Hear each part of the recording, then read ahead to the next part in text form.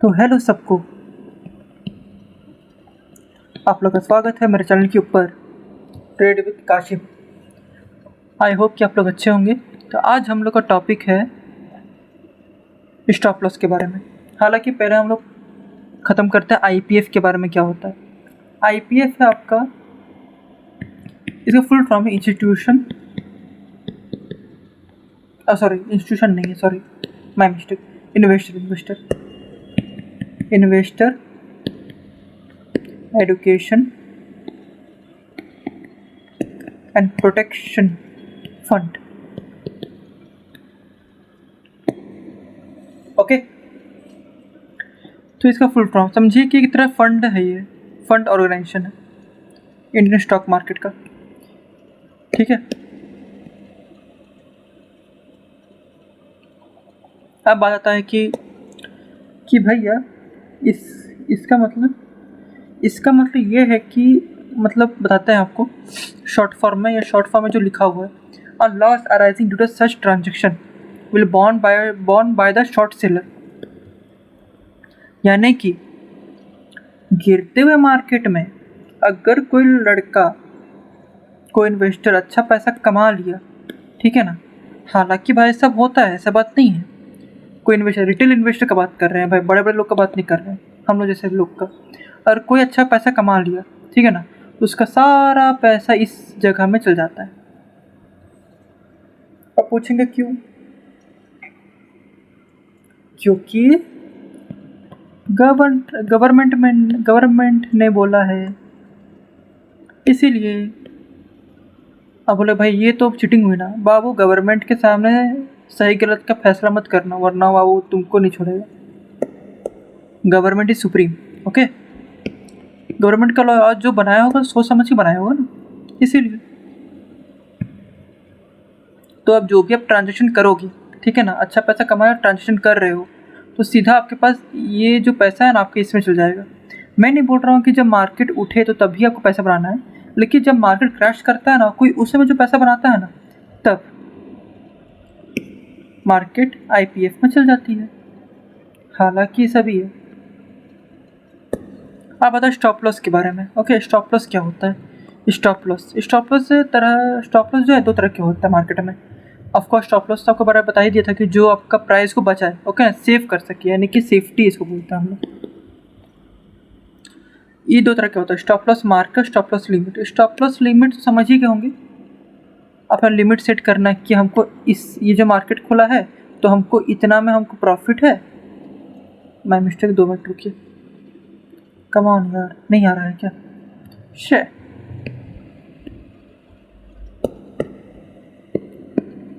मेरा इतना बड़ा लिमिट है, मेरा इतना प्रॉफिट होगा और इतना हम लॉस ले लेंगे। इतना मेरा लिमिट है, यानी कि 1:3 का है। ठीक है, ये आपका होगा, तो ये आपका लिमिट हो गया। इसको बोलते क्या? इसको बोलते हैं हम लोग स्टॉप लॉस लिमिट। ये आपका लिमिट है। अब इसका उल्टा, अब इसका थोड़ा सा मिलता जुलता एकदम है इसका स्टॉप लॉस मार्केट।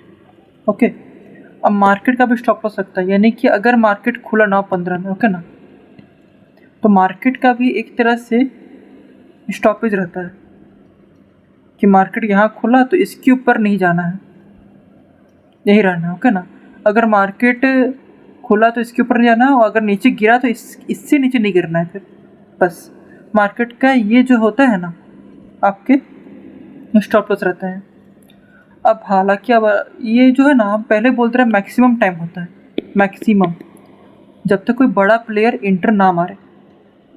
जब कोई बड़ा प्लेयर इंटर मारा तब भाई अलग बात है कि जो मार्केट तो यहाँ तक का रहने का था, इसको सर्किट मार्क ब्रेक करके और ऊपर चला गया, तब अलग बात है। वो बहुत रेयर केस में होता है, बहुत रेयर केस में, लेकिन ये जो होता है मैक्सिमम केसेस में होता है, जब मार्केट अपने लिमिट को करता है। अब कल का कोई आदमी आएगा, हमको पूछेगा, ओके, जिसको जीरो नॉलेज है, जिसको नॉलेज है जीरो का स्टॉक मार्केट के बारे में, ओके ना, वो हमसे पूछेगा कि भैया हम तो यहाँ पर लिमिट तो आप जैसे बताया तो लिमिट तो यहाँ लगा हुआ था, लेकिन मार्केट तो इसको ब्रेक करके ऊपर चल गया, तो हम उसको भी चीज़, तो उसको हम क्या समझाएंगे? समझाना सही है? आप वही बताएंगे ना कि देखो बाबू मार्केट हम क्या बोल मैक्सिमम टाइम वो अपने लिमिट में रहता है, लेकिन अगर कोई बड़ा आदमी घुसा, बड़ा इन्वेस्टर घुसा बड़ा पैसा लेके स्टॉक मार्केट में, तब अलग बात है भाई, तब वो ब्रेक करेगा ही करेगा, वो मोटा पैसा लगाया उसमें। वो हम जैसा रिटेलर नहीं है, वो मार्केट मेकर है, ठीक है। तो वही बात है। आप इसको जो क्या बोलते हैं, जो लिमिट होता है ना, उसको कैलकुलेशन करना मैं आपको सिखाता हूँ। हालांकि बहुत लोग को नहीं पता कैसे कैलकुलेट किया था, लेकिन मैं सिखाता हूँ। ओके चलिए, पहले आ जाना है हमको अपना नोट पैड में यार। निफ्टी 50 क्या करते हैं, ओके आपको साथ समझ में आएगा। निफ्टी या फिर बैंक निफ्टी दोनों में काम करता है, ठीक है। अब ये जो चीज़ बता रहा है ना, इसको तुम किसी स्टॉक में मत करना, मतलब किसी स्टॉक में ना ये मत करना कि नहीं भाई ये स्टॉक है ना इसके ऊपर जाए भी नहीं करेगा, ये स्टॉक में काम नहीं करता, पहले बोलते रहे।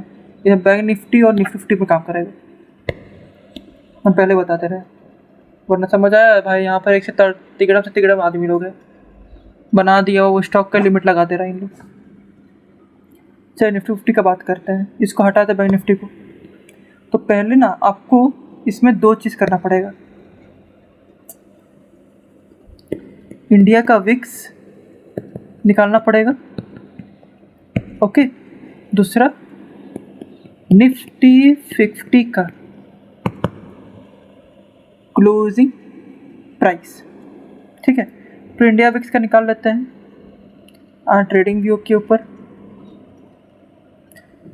सब खेला इसी में मिलता है, लेकिन लोग को पता नहीं होता कि कहाँ से निकालें। इसमें आ जाना है, सर्च करना है India VIX, VIX। India VIX में तो इंडेक्स आ जाएगा, ये वाला NSE का, इसमें टाइप करना है। तो कितना लिखा 13.7550, ओके ना। इसमें से मात्र 13.7 को लीजिएगा, ठीक है ना। 550 लेने का कोई मतलब नहीं है, पहले बोल दे रहे हैं। 13.7 चल जाना है, लिख देना है 13.7, ओके। निफ्टी 50 का कितना था,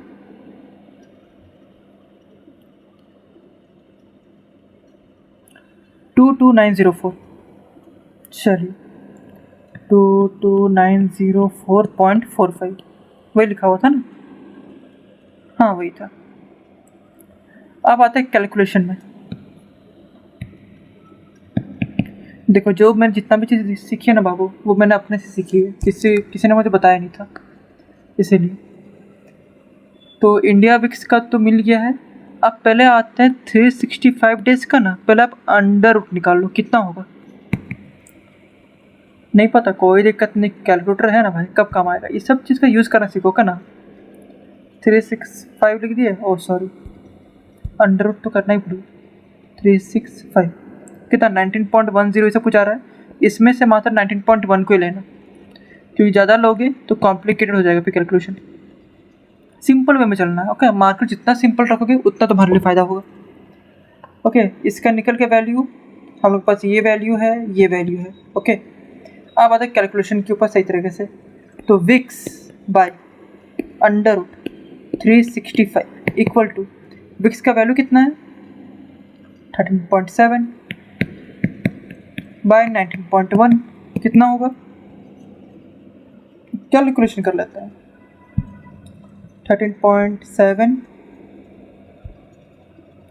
डिवाइडेड बाय 19.1 कितना आ रहा है 0.71 कुछ वैल्यू आ रही है ना, 13.7, हाँ वही है, ठीक है।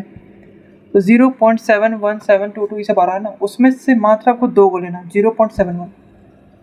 0.71 इसको परसेंटेज में करना, ओके। सबसे बड़ा बात इसको परसेंटेज में लिखना, वरना फिर और दिक्कत हो जाएगा। अब निफ्टी का वैल्यू कितना था जो हमने निकाला, मतलब कितना क्लोजिंग कितना था उसका, क्लोजिंग प्राइस 22904 ही था ना वैसे, हाँ वही था। तो इसमें से ना आप इसको हटा देना, बस इसी को करेक्ट कर देना, क्योंकि 0.0102 अगर ऊपर नीचे हो भी गए तो आप उसको देख लो, तुमको पता है। तो लिखना 22904 इंटू 0.71%, कितना होगा जो देखते हैं। 22904 इंटू 0.71% कितना है, 162 आया, 0.6184। इसमें से 162 को ही बस लेना है आप लोग को। ओके, कितना को लीजिएगा, 162। अब क्या है कि अब निफ्टी का है 22904 ऊपर और नीचे, यानी कि 162 पॉइंट ना उसके ऊपर जाएगा ना 162 पॉइंट्स के नीचे जाएगा जब मार्केट मंडे खुलेगा।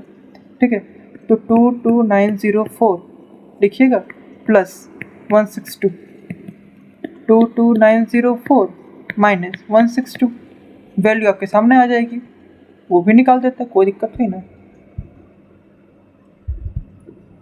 22904 प्लस 162 कितना, 23006,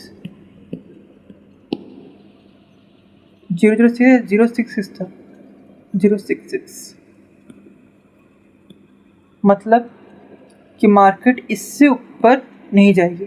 ठीक है, अब वही माइनस कर देंगे तो आंसर भी वही आ जाएगा।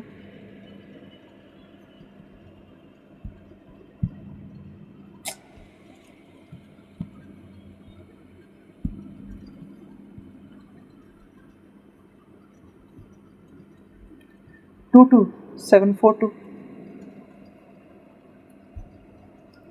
22742 है था ना। हाँ, तो मार्केट जब मंडे खोलेगी ना तो ना इसकी ऊपर जाएगी ना इसकी ऊपर जाने वाली है ना इससे नीचे जाने वाली है। ठीक है, तो बस आज का टॉपिक यही था भाई साहब। हालांकि अब 12 मिनट हो चुके हैं, इसीलिए अब यहीं पर ख़त्म करते हैं। और वैसे ये जो है ना बैंक निफ्टी का भी ऐसे ही निकलेगा, उसका वैल्यू बस निकालना और बस निफ्टी का जो वैल्यू है ना बस उसकी जगह बैंक निफ्टी बस चेंज कर देना, कुछ नहीं और कुछ भी, वरना सेम टू सेम वही चीज़ होने वाला है। तो आई होप कि आप लोग को अच्छा लगा। ठीक है, तो फिर मिलते हैं आप लोग को नए वीडियो पे, और स्टार्ट करें हम लोग को टेक्निकल के बारे में स्टार्ट करेंगे। ओके, टेक्निकल के बारे में स्टार्ट करेंगे इस बार। सो बाय बाय अभी के लिए, फिर मिलते हैं।